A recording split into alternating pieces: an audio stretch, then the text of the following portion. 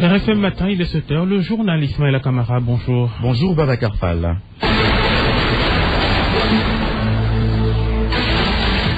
Les titres. Recours des conseils de Karim Wade après la condamnation de leur client par la CREI. La Cour suprême se prononce le 6 août prochain. Blocage du système de nettoiement de Dakar suivi d'une grève de la faim, c'est ce que prévoit l'intersyndicale des agents du nettoiement. La galère des populations de Sierre dans le département de Louga, leur localité ne dispose que d'un seul poste de santé pour 13 000 habitants. Focus sur les enfants talibés dans les daras ou écoles coraniques. Beaucoup d'entre eux sont maltraités par leurs maîtres coraniques. Des structures associatives et étatiques pensent que la solution se trouve dans la modernisation des daras. Autre titre de l'actualité, l'éducation, le baccalauréat général débute ce mercredi des épreuves du second tour. Dans un quart d'heure, le journal des sports de Malal Junior Diagne et puis le dossier du jour, dossier économie, nous sommes mercredi. Dans une vingtaine de minutes, la revue de presse de Mohamed Ali Mouba, RFM Matin. Merci d'écouter le journal. L'affaire Karim Wade au menu des dossiers de la Cour suprême aujourd'hui. La Cour suprême va donner son avis le 6 août prochain. Cette juridiction avait été saisie par les avocats de Karim Wade. Ses conseils de Wade-Fils avaient attaqué le verdict rendu par la CREI en mars dernier. Georges Diop.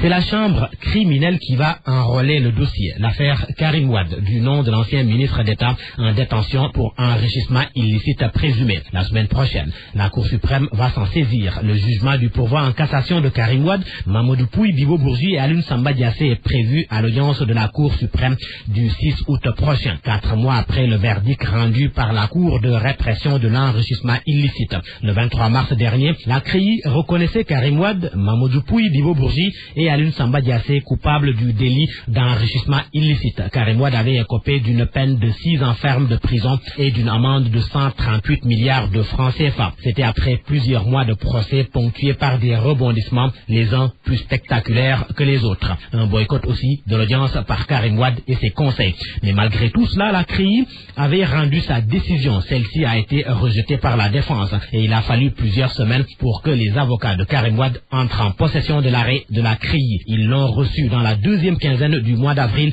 et se sont pourvus en cassation par la suite. Et c'est à partir du 6 août prochain donc que la deuxième manche du combat démarre pour Karim Wade et ses avocats. L'affaire étant pénale, les yeux seront rivés sur la chambre criminelle. Sur RFM au moins, on a des informations sûres et utiles. RFM, la radio de toute l'actualité. En plus bref, les épreuves du second tour du baccalauréat démarrent aujourd'hui.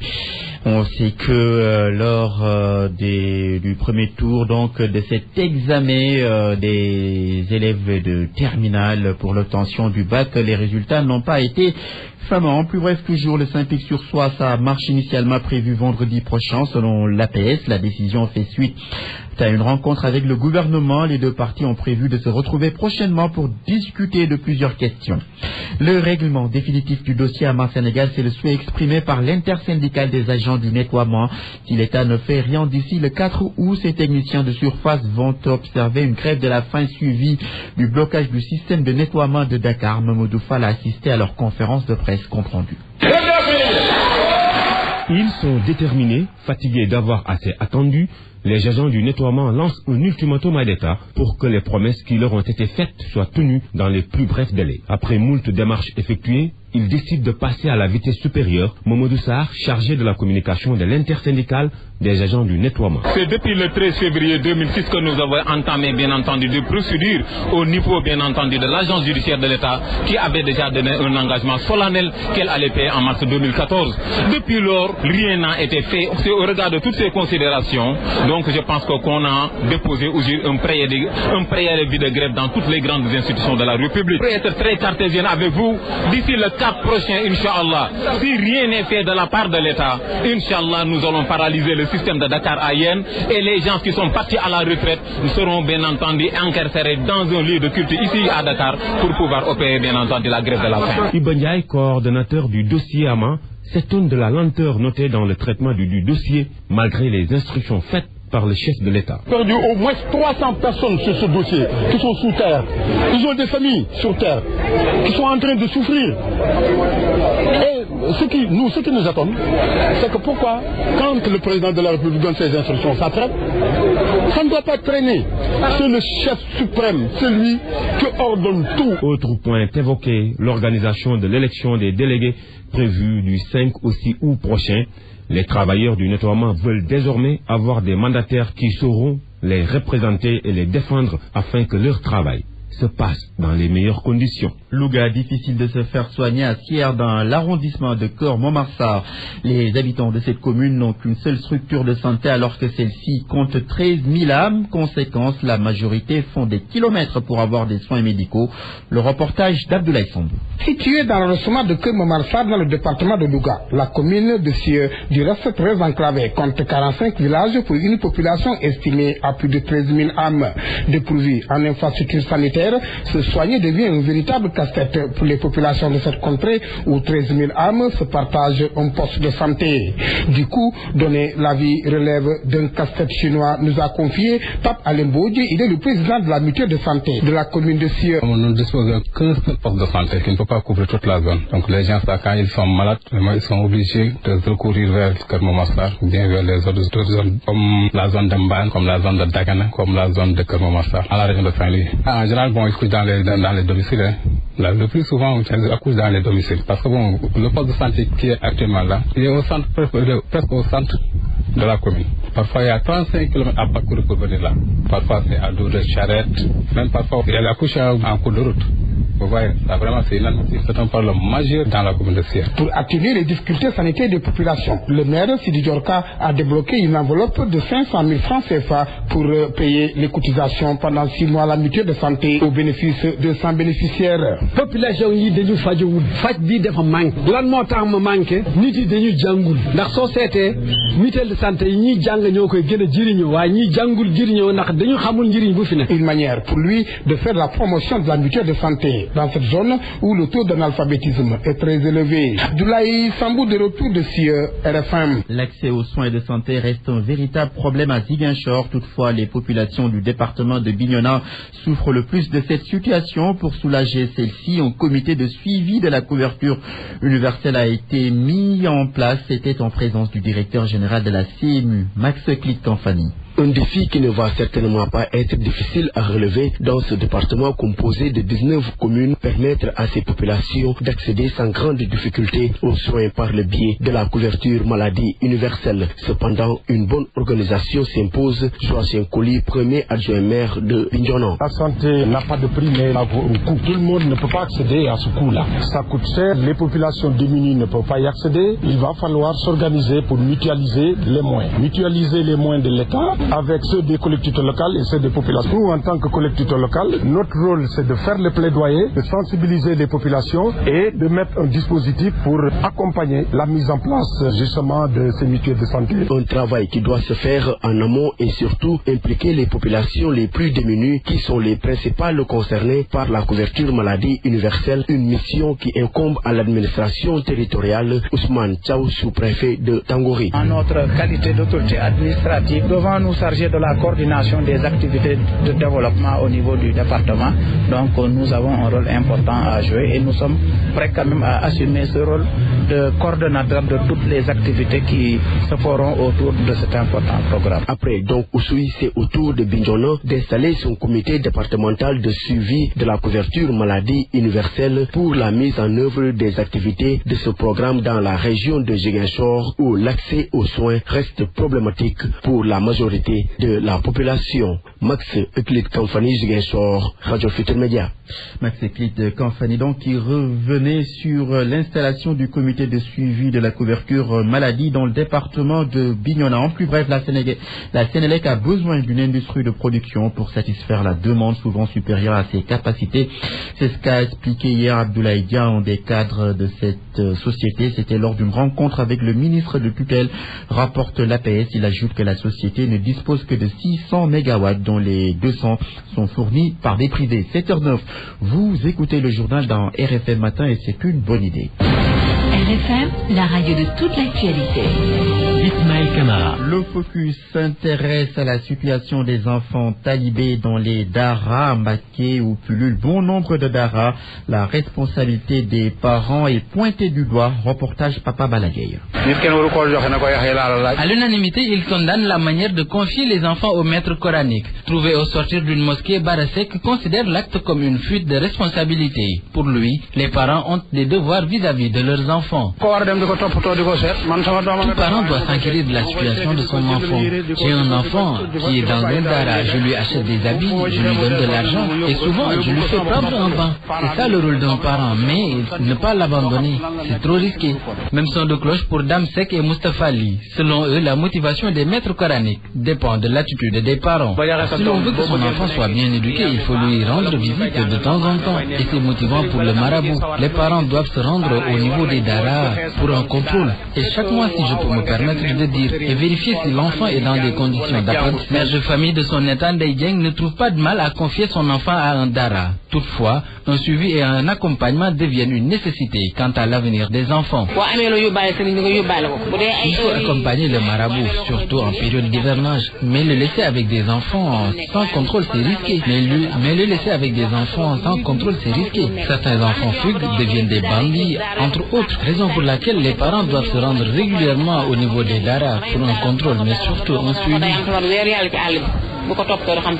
Crime ou ignorance, selon nos interlocuteurs, les parents doivent savoir raison garder. Papa Balagay, Mbacké, Radio Futur Média. Pas facile pour certaines daras de fonctionner. Ces institutions ne comptent que sur leurs moyens propres pour gérer les enfants qui leur sont confiés. Pour autant, plusieurs daras se modernisent. La mémorisation du Coran passe avant l'apprentissage du français. La modernisation va au-delà. Selon Serigne Ismaël Ndiaye, responsable d'une dara moderne, Awatiam a visité son institution. Reportage. C'est un enfant de 10 ans à peine qui ouvre la porte. À quelques mètres de l'entrée, ses condisciples s'exercent à la lecture du Coran. La maîtriser est un impératif dans cette dara avant l'apprentissage du français. Serigne Ismaël Ndiaye est le responsable de l'institution. Ici, ils apprennent le Coran jusqu'à sa mémorisation. Après, ils étudient le français pour obtenir le certificat d'études primaires. 3 ans donc pour chaque cursus.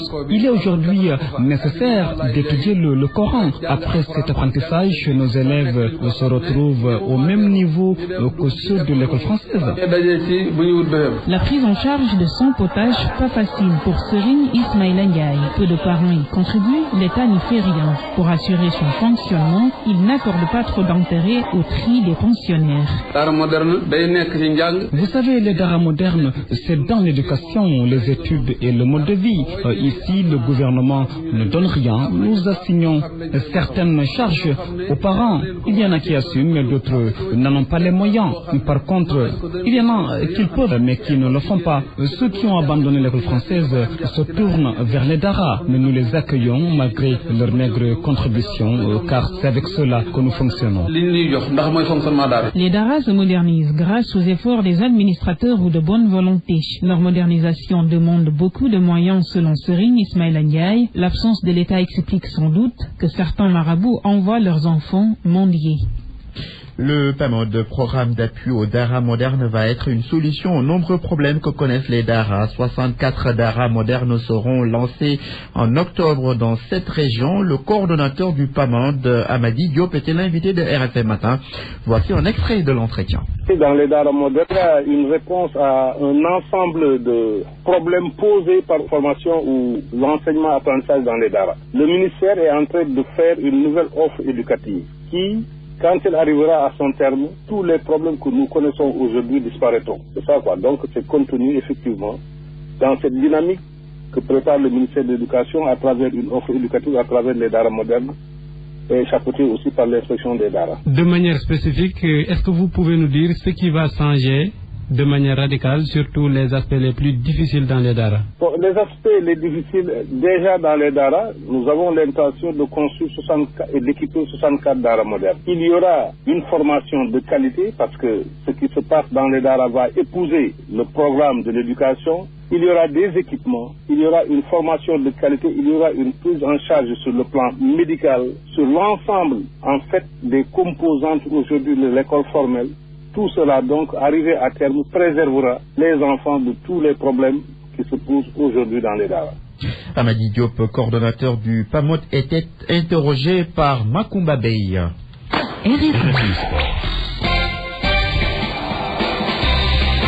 7h15, nous ouvrons la page des sports de ce journal. Une présentation de Malal Junior Diane. Bonjour Malal. Bonjour Ismaël, bonjour à tous. Nous parlons de la Coupe du Sénégal chez les seniors. C'est à partir de ce mercredi après-midi à Ziguinchor. Le Casa Sport reçoit Dakar Sacré-Cœur au stade Aline Sitoé Diatta, coup d'envoi 17h. L'autre demi-finale se joue demain jeudi au stade Demba Diop avec le Giraffe de Dakar qui reçoit l'équipe de Génération Foot. Le vainqueur de cette dernière édition de la Coupe du Sénégal est en Ligue 2. Il s'agit de l'AS Pikine. Nous parlons de basketball à présent avec les factures impayées de la dernière Coupe du Monde de basket chez les garçons. L'ancien manager des Lions, Boniface Dong, était hier à Marius Ndiaye. Il était venu pour assister à la séance d'entraînement.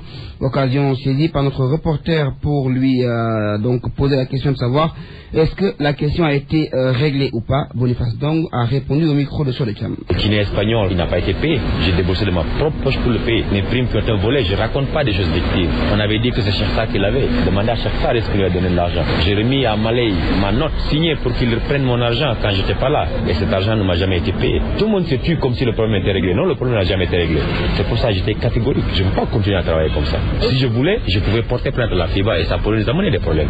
On est en combat. Donc je pense à cette équipe, mais pas aux gens du ministère. S'ils ne veulent pas me payer mon argent, je vais passer par les voies légales. Voilà. Mais j'exige de rentrer sur mon fonds. Exactement 5 270 000 francs CFA. Donc, et si on parvenait à vous payer votre argent, est-ce que Boniface penserait à revenir à l'équipe nationale? Pour que je revienne, bien sûr, ce sera pour les prochaines campagnes. Il faut que les choses soient claires. J'avais donné des propositions. Ouvrir nos comptes bancaires, mettre de l'argent sur nos comptes, utiliser des cartes de crédit. C'est pas compliqué. On est assez intelligent et assez efficace au Sénégal pour utiliser des comptes bancaires. Bon, il faut qu'on arrête notre amateurisme. Moi, c'est les choses juste qu'ils existent. Boniface, donc ancien international et ancien manager général qui ne décolère toujours pas après donc la Coupe du Monde en Espagne. Il réclame toujours de l'argent, exactement 5 millions et quelques, vous l'avez entendu, au ministère des Sports. Le basket sur le parquet à présent avec la préparation des Lions qui se poursuit. Ibrahima Thomas, l'un des pivots de l'équipe nationale du Sénégal, pense que le Sénégal sera attendu une fois donc en Tunisie, mais qu'ils vont se préparer en conséquence pour répondre par rapport aux attentes des uns et des autres. Ibrahima Thomas, qu'on nous écoute. On part là-bas pour gagner la coupe. On avait des objectifs depuis qu'on a mis cette équipe en place. Donc l'objectif cette année, c'est d'aller remporter la coupe. Et Inch'Allah, on va faire tout notre possible, travailler pour atteindre cet objectif. Mais est-ce que vous êtes conscient de ce qui vous attend après la Coupe du Monde? Et tu vois, dans le milieu professionnel, il y a des choses qui ne mentent pas. Avec ce qui s'est passé au Mondial, je pense que non seulement au Sénégal, mais partout dans le monde, les gens nous attendent. Malgré qu'on ne connaît pas la majorité des équipes qu'on va jouer, parce qu'on va les rejouer, on n'a pas, comme l'Angola, on n'a pas joué la Coupe d'Afrique passée, le Maroc on l'a pas joué, le Mozambique, mais on connaît quand même les joueurs parce qu'on suit le basket. Donc une fois qu'on sera là-bas, les coachs ils vont faire des scouts et tout, ils vont nous donner des scouts, on étudie et Inch'Allah pendant le match on saura quoi faire. Nous parlons toujours de cet afro-basket avec le tournoi de Dakar qui va se dérouler du 9 au 12 août prochain. Ce sera donc un tournoi de préparation pour les équipes du Sénégal, du Cap-Vert, de la Côte d'Ivoire et du Mali. Nous entendrons dans nos prochaines éditions le responsable de cette compétition, Demba Seck, par ailleurs premier vice-président à la Fédération sénégalaise de basketball. Une bonne nouvelle pour le basketball saint-louisien avec la réouverture du stadium Joseph Gueye, avec les premières compétitions après donc la polémique née à l'issue de la fermeture de ce stadium pour raison de sécurité. À 17h aujourd'hui, Saint-Louis Basket Club reçoit l'Université Gaston Berger à Joseph Gueye. Ensuite, à Dakar, à Marius Ndiaye, à 16h, Wakam contre Mbour. Petite Côte à 19h, Giraffe joue contre le Dakar Université Club. Ce sera donc pour compléter le tableau des playoffs. Ismaël Camara, c'est tout pour ce page de sport. Merci Malal Junior Diane. RFM, partout, tout le temps. Le Wallo, une zone riche de ses nombreux cours d'eau, est confrontée à des difficultés d'approvisionnement. L'Agence nationale de l'aquaculture et des partenaires appuient les ménages dans l'élevage des poissons. D'importantes récoltes sont obtenues. C'est la ruée vers le secteur qui contribue à la sécurité alimentaire et à la création de richesses. C'est le dossier économie d'Alou Seynou Diagne. Avec le fleuve Sénégal, son affluent, la Taoué, le lac de Guerre, entre autres, l'eau coule à flot dans le Waalo. Pour autant, le poisson manque dans cette zone en hivernage. Dès lors, l'aquaculture ou l'élevage de poissons d'eau douce dans des étangs reste une alternative très rentable et particulièrement pour les ménages à faible revenu dans cette partie du nord du pays. Un créneau porteur, un secteur hautement stratégique dans l'alimentation selon le chef de l'antenne nord de l'Agence nationale de l'aquaculture, Théophile Diouf. Effectivement, l'aquaculture est un secteur porteur d'emploi et hautement stratégique. Et maintenant, à l'heure où je vous parle, c'est le rush vers l'aquaculture dans la zone où nous sommes. Je viens tout à l'heure de vous dire qu'il y a la région de Louga qui nous demande d'être là-bas la semaine prochaine. Il y a une pile de demandes, une pile au niveau de la zone nord. Et nous allons quand même nous atteler à satisfaire cette demande. Parmi les opérateurs privés qui s'adonnent à l'activité, le groupement mixte du quartier Yarem dans la commune de Gaï. L'année dernière, 3 tonnes de poissons ont été récoltées. À en croire Awa Diallo Diaye, elle est la coordinatrice de l'ONG Alliance Solidarité, un des partenaires financiers avec FEPRODES. Cette année, les prévisions pour le premier cycle sont estimées à 3 tonnes en dépit de nombreuses contraintes selon Théophile Diouf. La ferme de Yarem, située à Gaïa, a été installée en 2013. Au niveau de cette ferme, nous avons 2 étangs, c'est-à-dire 2 bassins en terre d'une superficie individuelle de 800 mètres carrés. Et au niveau de cette ferme, un empoisonnement de 8000 alevins a été fait, dont 4000 alevins par étang. Et une production record a été atteinte au terme de 6 mois, c'est-à-dire une production de 3 tonnes. La production a été consommée au niveau local parce que le principal objectif lors de la mise en place de cette ferme était la lutte contre l'insécurité alimentaire.